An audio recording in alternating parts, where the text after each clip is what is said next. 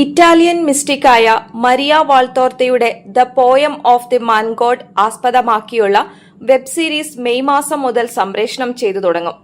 Web സീരീസിന്റെ audio ലോഞ്ചും trailer റിലീസും ചങ്ങനാശ്ശേരി മീഡിയ വില്ലേജിൽ കർദിനാൾ മാർ ജോർജ് ആലഞ്ചേരിയും ആർച്ച് ബിഷപ്പ് മാർ ജോസഫ് പെരുന്തോട്ടവും ചേർന്ന് നിർവഹിച്ചു. ചടങ്ങിൽ KCBC secretary general father Thomas Tharayil, Pala Maria Sadanam MD Santhosh Joseph, നടൻ ചാലി പാല തുടങ്ങിയവർ ആശംസകൾ നേർന്നു.